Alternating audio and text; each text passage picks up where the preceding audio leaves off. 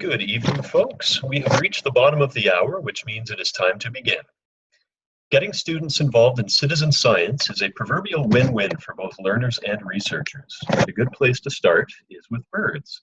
Numerous avian monitoring programs exist worldwide, some single-day events and others spanning one or more seasons.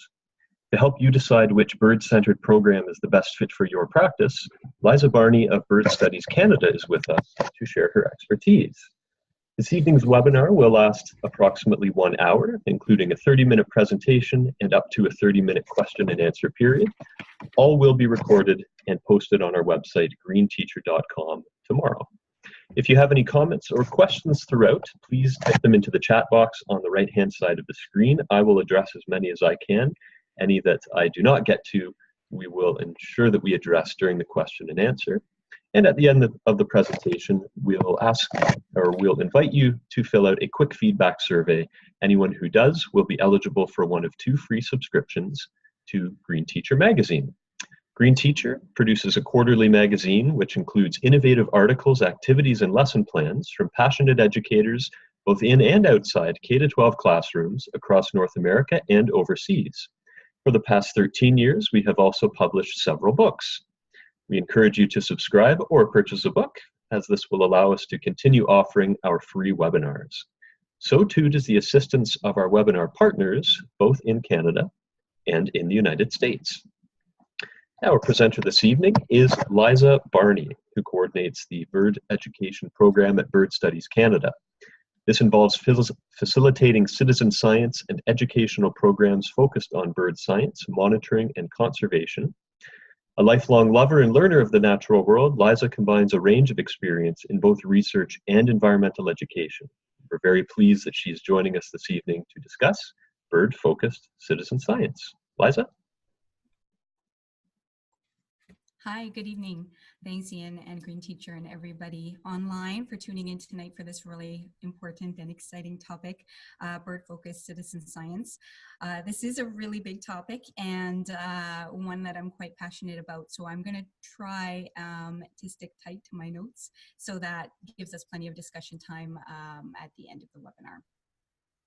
As Ian said, my name is Liza Barney. I am the Education Program Coordinator for Bird Studies Canada. I've been there for almost 10 years in various different, playing various different roles in education. And I'm really excited to be able to connect with many of the teachers that I work with in Canada and some of the international colleagues and partners in the US.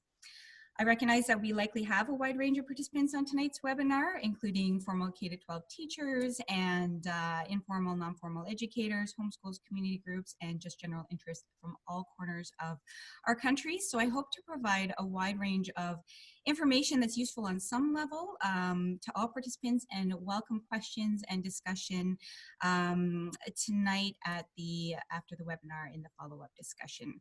As well, my contact information is on this slide, and all of the resources that will be shown and highlighted and web links will all be shared with the webinar in the next day or two.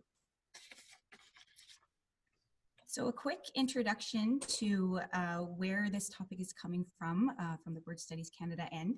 BSC is Canada's leading charitable environmental organization dedicated to bird science, research, conservation for birds and we do this through our mission of doing this through sound science, on-the-ground actions, innovative partnerships, public engagement, and science-based advocacy. We are a member and volunteer-based organization with more than 30,000 annual citizen scientist participants across the country every year. BSC is also a Canadian co-partner in BirdLife International, which is the world's largest global organization for birds in nature through partnerships with 122 countries worldwide. Many of the citizen science projects that I'll talk about tonight work with international partners who I think some of them might even be online tonight to achieve broad-scale research and monitoring for bird conservation efforts from a full life cycle conservation approach. And much of our research in citizen science in our national bird database informs conservation policy at all levels. This is a picture of our head office, which is based in southwestern Ontario in Port Rowan, founded upon the Long Point Bird Observatory in 1960. But our team is spread across the country, right from British Columbia through Saskatchewan, Manitoba, Ontario, Quebec, and our Atlantic Region office, which is where I'm tuning in from tonight in New Brunswick. So Bird Studies Canada also has a long history with education and training through our Young Ornithologist Workshop program since the early 1970s at Long Point Bird Observatory. And more recently, we've expanded our educational programming to bring bird science education and conservation to students in Canada through virtual field trips, migration monitoring, and citizen science programming. Roger Torrey-Peterson, a well-rounded expert artist and naturalist that you might be familiar with, shares a convincing case for birds as a gateway to connect people to nature. Birds, it must be admitted, I'm not sure if this is... Birds, it must be admitted, are the most exciting and most deserving of the vertebrates. They are perhaps the best entree into the study of natural history and a very good wedge into conservation awareness. So before I move on, let's get a sense of where we're all tuning in from tonight.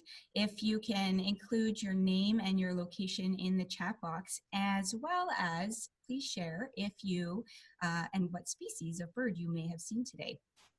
It's an exciting time of year. Spring is in the air and birds are on the move, so it would be really neat to see what everyone is seeing in their respective regions tonight.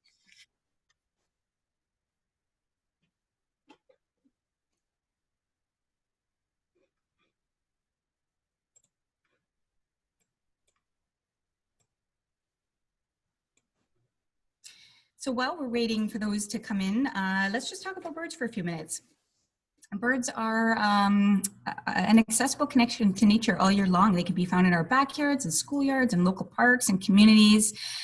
There's approximately 1,500 different species in North America, so you can never get bored.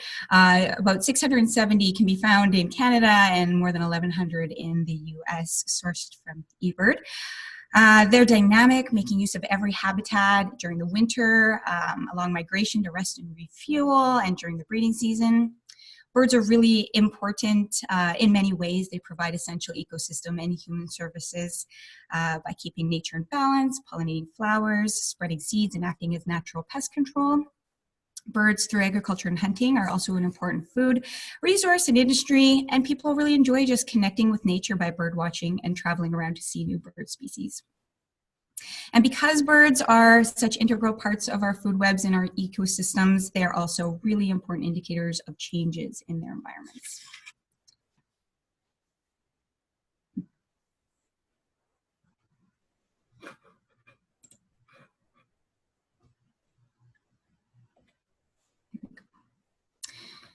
So with that last point, we can wonder, how are birds doing? The State of Canada's Birds Report, released in 2012, drew attention to how birds are doing in Canada, but keeping in mind that many of the trends are attached to our shared birds rather than the source itself. Some birds are doing really well. You can see by the positive trend line. Typically, these are ones that garner a lot of attention. They're familiar to humans, have impacts on industry or the economy, get a lot of money dedicated to their recovery and conservation. Birds like these, your waterfowl and raptors. And we can also see that some birds and groups of birds are not doing well at all. And this is attributed to major threats associated with the different types of groups and birds, such as grassland birds, shorebirds, and the entire guild of aerial insectivores. And to put some common names to some of these birds that are not doing so well are chimney swifts and barn swallows, red knots, piping plovers, bobolinks, and meadowlarks that are probably familiar across the regions. The State of North America's birds.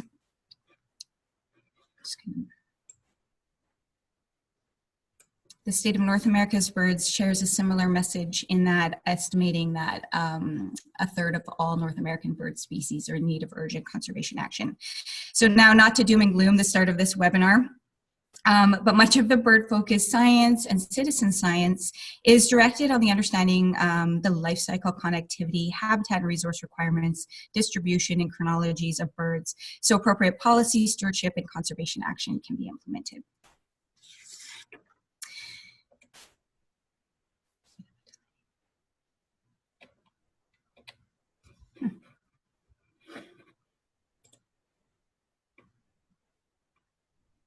And before we can help conserve a species, we need to know a little bit about it.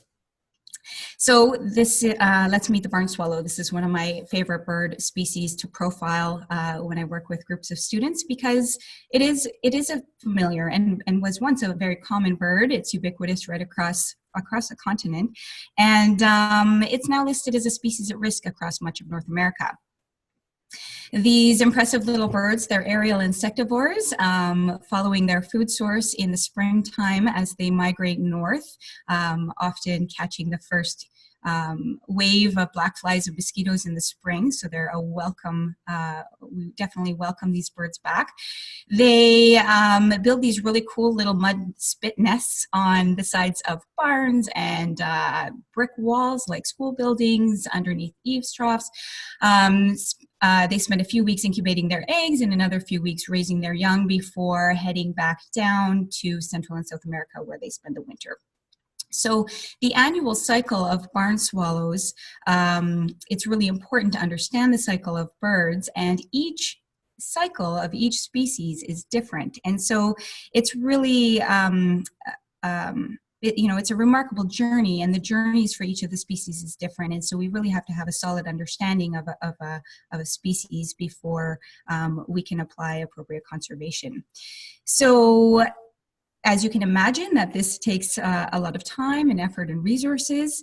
How can we track and observe large numbers of birds over broad geographies in real time?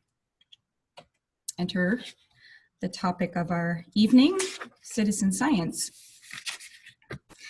There are many coined terms for citizen science. This might not be a new concept or new words that you're hearing, but you might also hear it called crowdsourced science, collaborative science, community science. All have the same intent, public participation in scientific research, or science-directed research and monitoring utilizing data collected by volunteers. Projects harness the interest and energy of nature and bird hobbyists or professionals in collecting observations through guided and standardized protocols for the organized research effort and question of interest. So although citizen science has been getting a lot of attention in recent years, it's not a new concept. One of the first and oldest citizen science efforts was the Christmas bird count. The National Audubon Society began its annual bird census in the year 1900, and it continues in more than 2,000 locations across the US and Canada every year. The CBC is one of the longest running wildlife censuses to assess the health of bird populations and to guide conservation action. So with a rapid advancement of technology, we've seen a burst in citizen science projects from all natural history fields. It's a big field, and there are many different kinds of citizen science programs, all resulting in observations of the natural world and reporting data to the project for synthesis to help address the scientific inquiry or assessment. So I would love some more chat in the chat box. If you've participated in any citizen science project with youth or a group of students, please share that. It's really helpful to see what kinds of projects you've participated in the past. And the best fit, sorry. So I'll jump in quickly with some of the offerings that are coming on. BioBlitz, Project FeederWatch, Great Backyard Bird Count, Christmas Bird Count, finding lost frogs in Costa Rica from one contributor. So lots coming in, and lots more as we speak. Okay. Yeah, fantastic. Okay, great.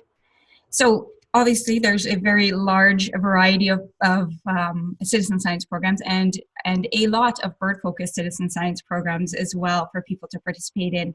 But there are a few a big handful of these are participant friendly for new and young birders, for families, for people just getting involved in citizen science. And some of the citizen science programs can be easily modified for schools and learning environments and working with groups of students. I've highlighted some of these here, and the nice thing about some of these programs is that they also follow, when we attach them to the school year cycle calendar, we can see that the annual cycle of birds also lends itself nicely to studying the different stages of birds throughout the school year. So I just want to make a note that curriculum standards vary. I realize the audience is broad, but then the curriculum standards vary across this audience, differing not only between countries, but within states, between provinces and territories. And in addition to the specific standards and expectations, which I won't address today, these programs more broadly address big ideas and have great application in cross-curricular expectations or extensions in literacy and numeracy, art, technology, social studies, geography, English, as well as, of course, your science and your environmental curriculum. It's also, some of these programs really great fits for extracurricular groups like nature environment clubs, young naturalist clubs, scouts and guides, 4-H and other community groups of the sort. Each one of these programs can be a workshop in itself. So I'm hoping to introduce the programs and skim the basics on how to participate. Program links and resources that I will have up on the slides will be, like I said, emailed after the webinar, and I'm happy to discuss any of these in more detail during the discussion. Okay. Before we jump into our first one, I just want to address that as educators, sometimes one of the biggest barriers or challenges to get started with citizen science or simply going on a bird walk is just, how do I know what bird that is? How can I take a group of students on a bird walk if I'm not a confident birder myself? And that's a very legit and justifiable concern. But I hope that as we go through some of these programs, you see some of the resources provided to help get started, and that you don't need to be an expert to take birds out, or to take students outside bird watching, and you just need to provide some of the resources and facilitate the activity to get started. One way to get around being uncomfortable with identifying birds in the field is invite a bird expert to join your bird walk. And a lot of our, a lot of classrooms will invite parents or grandparents that might be birders, maybe someone from the local naturalist club or local birding club to come on out. They're usually quite available or interested to come and help a group of young people learn their birds. There's lots of bird identification resources as well. Lots of different kinds of field guides. These, you know, they come in all kinds of forms. They come in book form, they come in poster form. A lot of the programs also highlighted have their own set of resources that help you identify and get to know the birds of interest in that particular program. Technology and apps, really accessible and fun to use. So instead of carrying 5 different field guides with me now, I lose 30 pounds by carrying them all on my phone. And it's, you know, we don't necessarily have to disconnect from technology in order to connect with nature, because there's lots of really awesome things we can do on our classroom tablets and our phones in the field. So not only our e-field guides or electronic field guides, but also you can submit data right to citizen science databases, and you can use resources like Cornell Lab of Ornithology's brilliant Merlin bird ID app. And if you haven't experienced or explored this yet, definitely I advise checking it out. It's a really fun tool for students and all of us to use. And by simply answering some prompts on date and location of where you're birding, how big was the bird, what color was the bird, what was the bird doing. It narrows down a wide variety of species down to a few select that might be logical fits for the bird that you're observing. So Merlin Bird ID, great resource. And binoculars and scopes, if you simply inquire with the students, sometimes there's dusty old pairs of binoculars in people's homes or and hand-me-downs, or maybe you have a sporting pair or pair of binoculars that you use at sporting events. Sometimes the local library or local naturalist club or environmental ed center has sets that they can loan out, so it's worth investigating those types of resources. Okay. Moving on to our first citizen science program. Once we get back into the classroom and we get settled and fall sets in, the migrants have left and the winter birds are settling in, Project FeederWatch is a really fun way to still connect with nature, but you can do it from inside. Project FeederWatch is basically a bird feeder monitoring program. And it's a long-term monitoring program of the winter feeder birds in Canada and the US. Project FeederWatch began as an Ontario bird feeder survey in 1976 through the Long Point Bird Observatory, and it was designed to survey and track the abundance and distribution of birds that were coming to people's backyard bird feeders. It was really successful for 10 years, and the program then partnered with the Cornell Lab of Ornithology, who coordinates the website and the data side of it all, and expanded its range right across North America for a broader picture of winter feeder birds. There's now more than 20,000 participants across these regions. And it's a fan favorite because it really harnessed the interest and energy of people that love their backyard birds and feed their backyard birds anyways, but now their birds are compiled for science. So it's an easy one to do at school, aside from registering in the beginning and receiving your resource package, which comes with posters and tally sheets and some other information. You also receive a data login.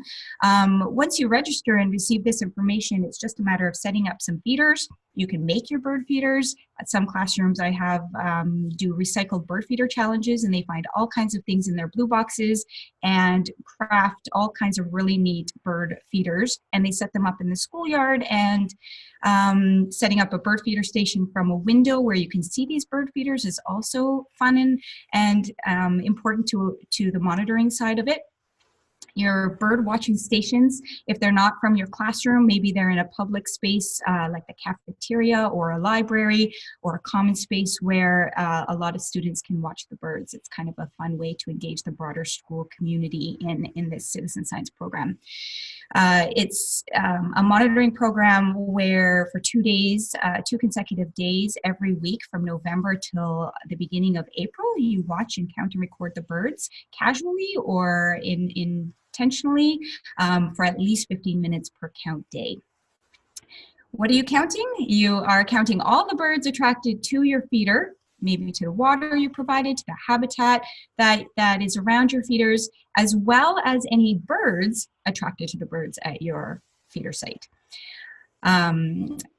You are counting the highest number of species seen at any one time. So sometimes it can get a little tricky when you know, chickadees are moving in and out from pine tree to feeder to shrub, and then you have blue jays and you have cardinals and you have goldfinches and you have all kinds of things moving in and out. It can get complicated and tricky, and so having a couple pairs of eyes and observers on your feeders is always helpful. And once you tally up your birds, you can report them to the online data submission page at the feederwatch.org website. Project FeederWatch is one of the well-established and coordinated programs, and there's lots of resources available. The website is a wealth of information. One fun, cool tool that Cornell puts up on their website is the FeederWatch or the Feeder Cam. I love to put the Feeder Cam, which is a live stream of 2 feeders, either the feeder at Cornell in Ithaca, New York, or the feeder in at a private residence in central Ontario. get a little bit of different diversity at each of those sites. You put up the feeder cam on your smart board in the classroom in recess or on snow days, lunchtime, and the kids really can have some fun getting to know some of the birds at those sites. We have an interactive tutorial to help you get set up at your school or at home, and it was designed so that teachers can put this right up onto the smart board and the students can work their way through the tutorial and learn how and why and when and what birds they might see at their feeders. So that's a fun resource as well. FeederWatch is also very social. There's a Facebook group as well as presence on Twitter. And this is a really fun way that a lot of participants like to share the birds at their feeders as well as ask for help with identification.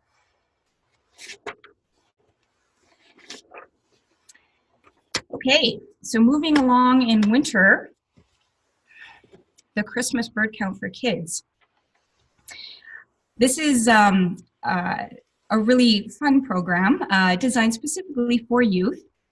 The first Christmas bird count for kids was in Sonoma Valley, California, and put on by Tom Russert and Darren Petrie, who saw a niche for new birders and families interested in participating in the traditional Christmas bird count. So they developed a day where they could do a fun and engaging winter bird watching day with the youth in their community. And it was very successful, and they did it again the next year, and it expanded to several regions in the US. And it was just a really great way to introduce kids to their local winter birds in a fun, casual experience that provided mentorship from the birding community to youth and families. In Canada, Bird Studies Canada became the Canadian partner in 2010. So we are rolling into our 10th Christmas bird count season coming up next winter, which is really exciting. This past year, 2018-2019 season, we had 69 events across Canada. And if any of you coordinators are online, thank you for being part of this really exciting movement in Canada. In the US, although it's the same model, the Christmas bird count for kids model, we do, both Sonoma Nature and Bird Studies Canada have their have different planning packages, which you can find at both of these websites here.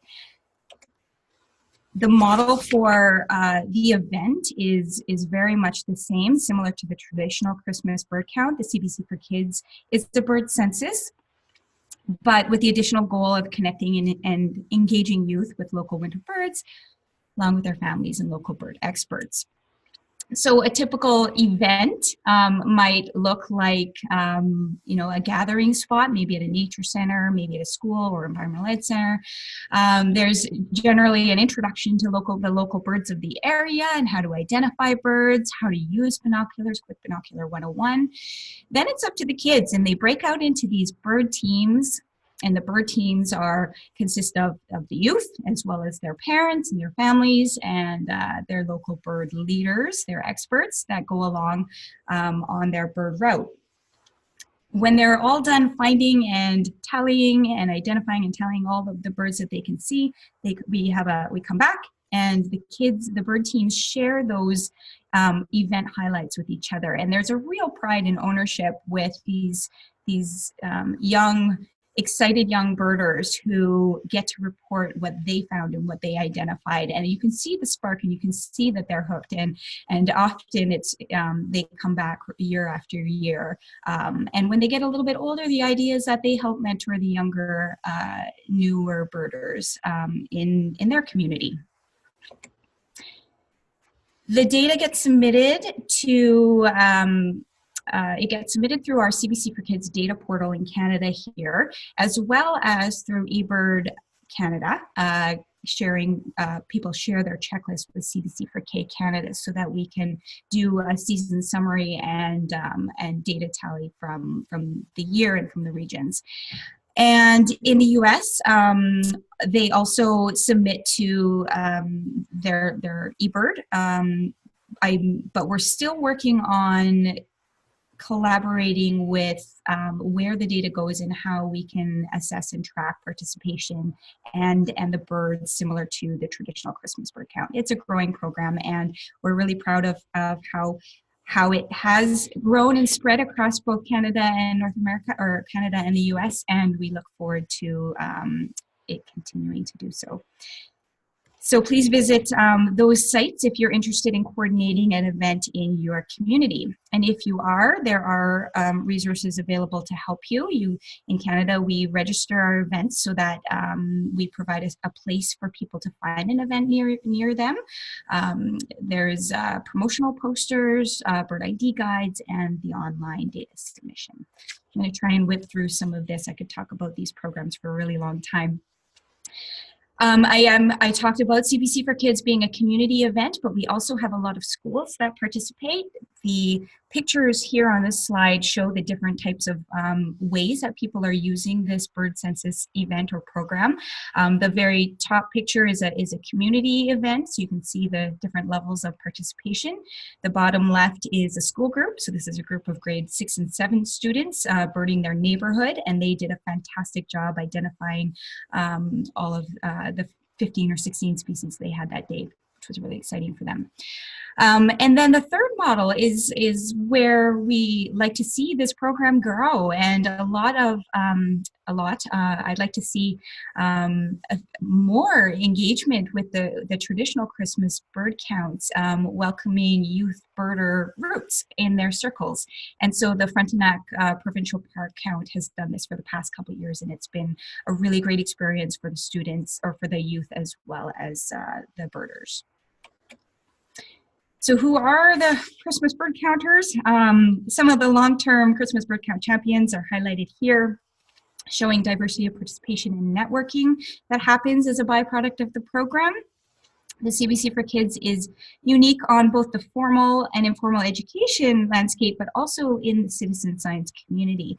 There's many layers and levels of mentoring that is happening at all times, from training leaders and growing mentors in the community, supporting event planning, engaging kids and families in bird count, and wrapping it all up into citizen science and continuing this engagement beyond this spark into further participation of other citizen science programs. So it's really a stepping stone in a sort of launching kids into citizen science and enjoying birds and nature. CBC for Kids is also social. You can hashtag CBC for Kids on Twitter, as well as, if you're interested in connecting with other coordinators, there's a CBC for Kids Facebook group shared in both Canada and the US, so we can share ideas and promote events and network and collaborate on this program. Okay. All right, so I'm going to continue to move through the winter, but I'll be brief with the Great Backyard Bird Count. This was the most recent citizen science program that just wrapped up. It is a census like type program, which is it's a 4-day annual bird watching event every year in mid-February. It engages people around the world and provides a real-time snapshot of where winter birds are, and a little bit about over time. The trend through time data helps us understand how populations are changing across the globe as well. The 2019 results resulted in more than 6,700 species. So I think it was the most successful year yet in terms of checklists as well as species reported. Doing this in the classroom is a really fun break midwinter to get outside, go birding. You can do this as a large group with a classroom.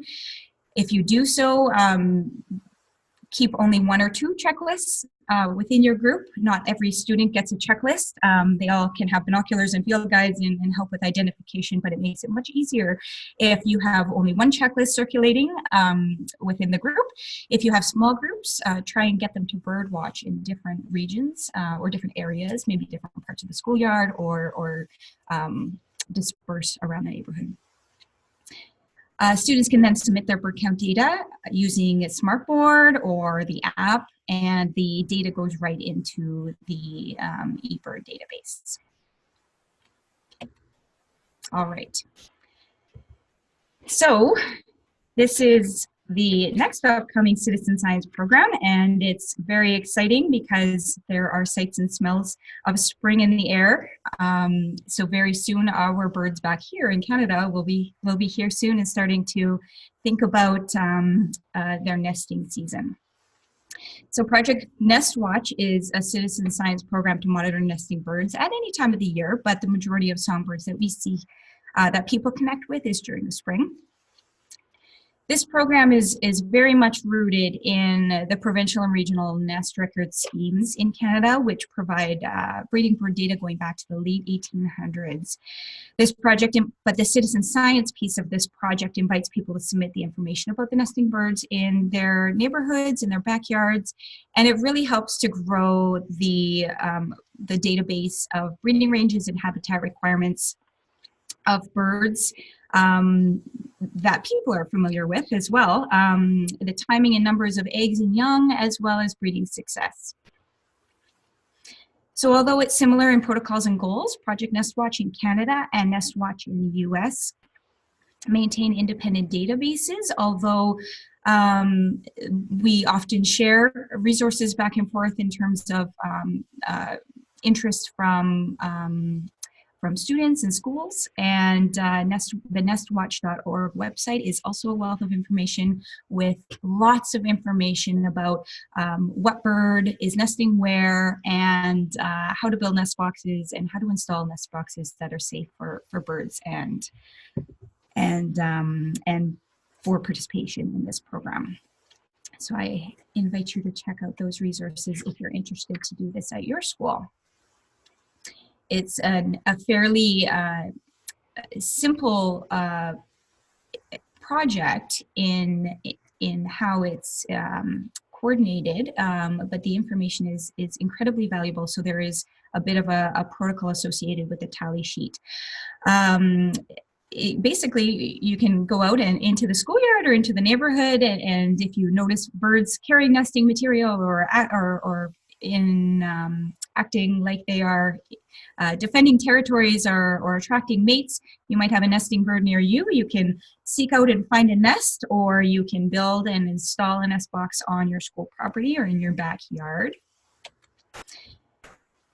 Once we have nesting birds, we check the nests every 3 to 5 days, and this is frequent enough to be sure that we are collecting information at each of the stages of the nesting cycle, but also not too frequent to disturb the birds during the sensitive time of their life cycle. There is a NestWatch ethics list of guidelines on both the Project NestWatch and NestWatch websites before you get started. Once you start to monitor, recording the nest observations on the data card is an important piece of this. As you can see from the data card on the right side, it is a little bit complicated, but really all we're doing, a nest check takes a whole simple 30 seconds, open up the nest box, take a peek inside.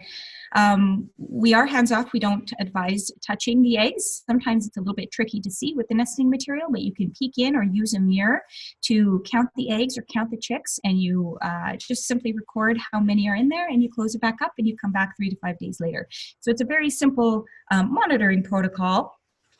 And the data sheets and the online data submission form are available on both of our websites.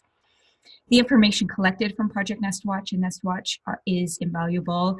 It is one of the longest running data sets for understanding changes in nesting chronologies due to changes in climate or other factors in the environment.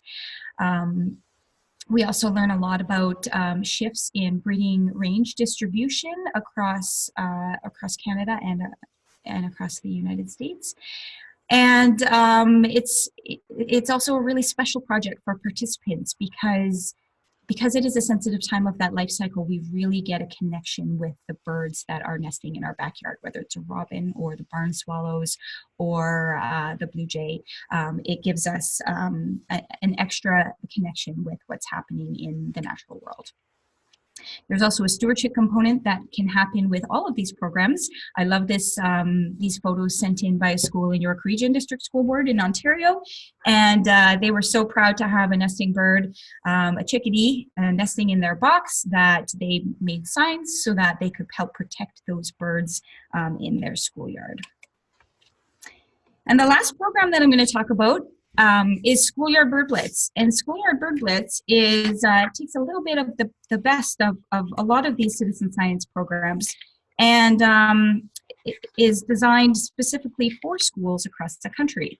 So, you know, what birds are in our schoolyards? We you know, have lots of birds in our schoolyards. Schoolyards have a typical layout and typical landscape around them. You have your, you know, cement pad for your basketball court or your parking lot, and you have your token maple trees and shrubs in the front, and you have a soccer field and maybe a playground. So the schoolyards themselves are very typical. However, the surrounding habitat and your geography sometimes determine the diversity that you have in your schoolyard. And so this program is a census type monitoring program where students can go out into their schoolyards and really get to know which birds are utilizing their schoolyard and their neighborhood in their part of the country. And there's lots of resources available for this, again, addressing some of the barriers of how do I know what birds are in my schoolyard. One of the ways that we're trying to break down some of those challenges is this new bird identification, this region and date specific bird ID card available for this program. And you very simply go onto the website. So on the bottom left here are some of the boxes to help guide you through participating in this program. One of them is your bird count resources. So enter the date of your bird count. Any day in May, go out into the schoolyard. So if your bird count is on May 15th in Saskatoon, Saskatchewan, you can pull up a bird guide, double-sided color copy of your top 45, 50 bird species, most common bird species that you might find in your schoolyard on that date in your part of the country. This is a really fun resource for students. Some teachers will print it out and give it to them a week in advance so that they can take them home and get to know their birds before the bird count. Some teachers will laminate them and have each student take them with them on their bird count. And then it's also great to send home with the students at the end so that then they can get to know their birds in their own backyard. I'm going to whip through this because I have a feeling that I'm cutting it very, very close. We have a couple examples here of kids of all ages doing the bird count in their schoolyard. And what I love about the picture in the top left is that I had one principal actually be surprised that we were going on a bird walk in their schoolyard. She says, I don't think we have many birds in our schoolyard. And this was a school in downtown Toronto. And these students are, after looking at about 18 different species, they found chimney swifts circling around their chimney. And they had 2 species at risk on their bird list. And they were just so proud. And they announced it on the morning announcements the next day, how many birds that are in their schoolyard and that they had 2 species at risk, and that they were just really proud to be participating in this program where they can contribute their observations from their schoolyard in Toronto to this national database. Okay, I'm very, very close to the end. I do want to highlight, I've mentioned the eBird a few times, and although there isn't a specific activity per se that I'm profiling today, I do want to just mention what eBird is, if you're unfamiliar. It's a real-time online global bird checklist program developed and facilitated by the Cornell Lab of Ornithology. It has a range of bird watching tools and logs and maps for birders. It's really important data for science so that we can get to know bird distribution in abundance across the world. Check it out, ebird.org. As well as Cornell has the Bird Academy has a brand new eBird Essentials course if you want to become more familiar with how to use eBird in your classroom with your students or at home or personally. You can check out this link and the resources that eBird has available to us. So I'm going to flip to my last slide just to thank some of the funders that support our citizen science work here in Canada, our citizen science education programs here in Canada. And at this point, would like to just, I know I'm probably over my talk time, invite questions and chat and discussion about these programs, any challenges or barriers that may be experiences that you'd like to share from your time with programs, as well as I just want to draw attention to some of the people that are on the webinar. I think we have Lindsay from the Cornell Lab of Ornithology's education programs, and probably some teachers that have participated in our programs that please join in the conversation. We'd love to hear your experiences in this discussion. Yes, and any questions, feel free to add those to the chat box. A few comments are coming in. Just one note about eBird being a program that one of our participants used. And just another note, the North Carolina, I'm assuming the NC is North Carolina. North Carolina Arboretum provided materials such as binoculars, just got the confirmation, thank you. Binoculars and bird identification sheets. Certainly access to those types of materials can be a challenge at times, and certainly partner organizations can often provide things like optics, cameras, binoculars. Liza, do you have any other insights just on the tools of the trade and how to get those into the hands of students? Yeah, so aside from the resources that I've shared here, often there are local naturalist clubs and nature centers and environmental ed centers that have their own sets of bird lists and bird ID guides and binoculars and all kinds of resources available for this. So definitely just give a couple Google searches to what's available in your local area to support your participation in these citizen science programs. And most people are really excited to lend a helping hand either in person or through lending what they can to help out. Yeah, certainly in Ontario, we have a number of provincial parks affiliated with nonprofit so-called friends organizations who support education and research in the parks. And those organizations in Ontario are certainly a great source of optical equipment, even if it's just on loan for a day or for a few days. It's a great resource that I know I've benefited from, certainly in the past. So I like Karen's point here about the Great Backyard Bird Count. I didn't mention it, but she drew attention that the Great Backyard Bird Count is a 4-day program, and it runs from a Friday, Saturday, Sunday, and Monday. And in Canada, it's in most provinces, it is the family day long weekend. So that leaves only the Friday to actually participate in the program.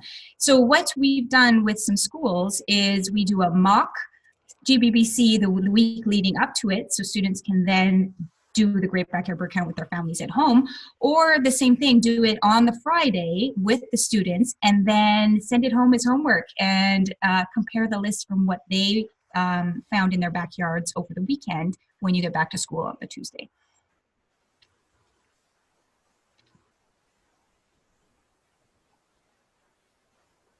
Yeah, another great note coming in about a local naturalist group buying and then donating binoculars so that they can be used throughout the school year. Again, these local groups can be just fabulous sources of resources. I know a question that I've had put to me in the past is if I'm doing a survey and maybe I'm relatively new to birding and I make a mistake in identification, I mean, what sort of the worst case scenario if, oh my goodness, I misidentified this species of finch. how can we put people's minds at ease that the sky will not fall if such a thing were to happen? So yeah, great question. eBird has a flagging system for rare or out of context birds, or if, for example, you enter 5,000 chickadees instead of 5, you'll get flagged, and it'll write a comment that says this is an unusually large number of black-capped chickadees for your area. This time, maybe black-capped chickadees wasn't the best example, but they'll make you go back and check. Did you actually mean to put 5,000 or did you mean 5? As for the diversity, if it is a really unusual species for that location on that date, it will also flag you and tell you that and ask for more information, so that the reviewers, because it's not just going into a database and instantly used for science, there's regional reviewers that look at all of the checklists and say, you know, this was flagged or this didn't make sense, or and then they'll get back in touch with you to confirm that observation. Great, and another question in here from Karen, just regarding the bird photo cards. Is Cornell or a different U.S. agency making those for Canadian participants in the Bird Bio Blitz? Yeah, good question. This is sort of a new experiment on our end. We are, from feedback from teachers on how I can make this part of the activity easier, it sort of just happened by experiment, and it's been really successful. So now that, and it's not even it's not complete yet, but because of its success, we would love to grow it beyond the 2 CBC for Kids and the Schoolyard Bird Blitz program to year round, as well as into the US, because a lot of it's all coming from eBird data, and so it's just a matter of getting that tool accessible into those regions. As for a similar resource, I am not familiar with one, but if somebody from Cornell is online and can answer that, or someone from Audubon or somebody else from the US might have a different resource that they can recommend. That's great, and picking up on that, we will be sending out as a mass email tomorrow just to all of the participants. We'll be including the chat box text that you're seeing now, which of course includes lots of links to resources, suggestions from participants. So thank you in advance to everyone who is contributing, has contributed, and we will be certain to share that tomorrow. Another question about duplicated data managed. So we touched on misidentification of species or numbers, but duplicated data, 2 or 3 people in a very similar area where there's quite likely some overlap. How is that managed? That would be program specific, depending on which citizen science program you're submitting to, how they manage the data from the program end. Typically, if you're participating in a program and you're the one responsible for that area, there's only going to be one checklist going in. Now, that's a little bit different for eBird, because if I go birding in a group and we all submit our same birds that we saw in the same area, there is, and I won't be able to answer this very well, but that is taken into consideration when they do all their QCing on their end. And I don't know the logistics of how that happens, but that's a real concern. And from our end as citizen scientists, we just submit the data and they worry about that on their end. For sure, and I know with eBird there are regional monitors who do look at this data. I mean, certainly people with the knowledge of the local avian fauna who can make those decisions at the source. That's it for the questions that have come up on the chat box so far. Are there any other questions out there? Any burning questions you would like answered? Just in the meantime, I will just add to the chat box the link to our survey. Just a quick reminder that anyone who does fill out our feedback survey will be eligible for one of 2 free subscriptions to Green Teacher. That subscription will be for 1 year. The survey is very short. It should only take about 2 minutes. And I've just added that to the text box right now. Well, if no other questions come in, I'd first like to give a huge thank you to Liza for delivering such a comprehensive and rich presentation, full of resources, full of ideas that can be used in many different educational settings. And I know many people are coming here looking for tools, and I think I can speak for all of us when I say that Liza has given us lots of tools and lots to think about. So thank you very, very much on behalf of Green Teacher for offering your time, but most importantly, your expertise this evening. Well, thanks for having me, and definitely feel free to reach out to my contact as well as the other partners in your regions, Cornell and Audubon, for more information and resources. We all are working together for the same outcome in terms of connecting people with birds and bird conservation, and we are more than happy to help when we can. And just, I suppose you could call this an encore question.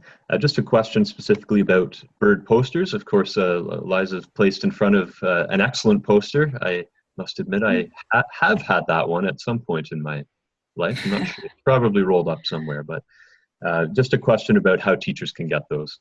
Yeah, that poster in particular, the one right behind me, is the feeder birds of Eastern Canada, and the opposite side is feeder birds of Western Canada. This is the poster that comes with your registration for Project FeederWatch. So it's just the winter birds, winter feeder birds. And it is a very popular poster, and in my wish list of things would love to do one day is make a series of these, but at this time it's just a FeederWatch poster. So sign up for the program and request your poster, and it will be mailed to your school or to your home. Excellent, and I love that idea of a series of posters, most definitely. Notes just come in about a vintage poster from the 1960s. I'd be very curious to see that one. Well, again, thank you so very much, Liza, for your expertise, and for everyone for joining in. This is our second last webinar of the spring season for Green Teacher. We will be posting the recording of this evening's webinar on greenteacher.com tomorrow, and that will be freely available for anybody, subscribers or non-subscribers, for 30 days after we post it. So thank you again. Thank you for joining us. Thank you for sharing. Please keep in touch, and have a great night.